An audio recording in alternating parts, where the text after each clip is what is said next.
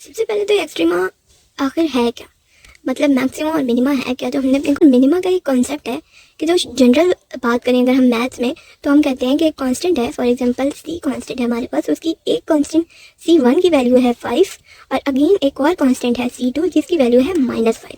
अब अगर हम यहाँ पे जनरल बात करेंगे तो हम मैक्सिमम और मिनिमम फाइंड करने के लिए अगर कोई जनरल बात करेंगे तो हम कहेंगे कि C1 में 5 है, यानी 5 जो है वो हमारे पास 0 से बड़ा है, ठीक है, 0 से बड़ा है, 0 इज़ लेस देन 5।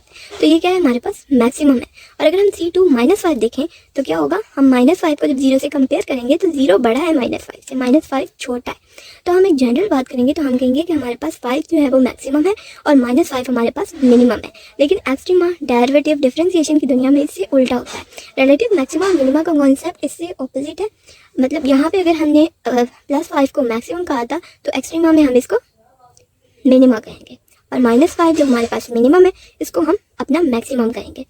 थोड़ा सा ऑपोजिट है लेकिन बहुत इजी है। किसी को अगर मैक्सिमम मिनिमम का कॉन्सेप्ट आता है तो बस उसका ऑपोजिट है।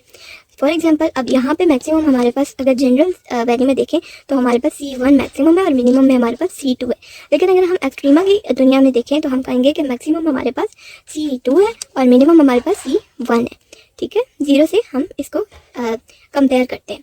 अब मैं बताऊं कि मैक्सिमा और मिनिमा को जनरल सेंटेंस में लिखे तो हम कहेंगे कि if 0 is greater than C2 then it is maxima, if 0 is smaller than C1 then it is minima।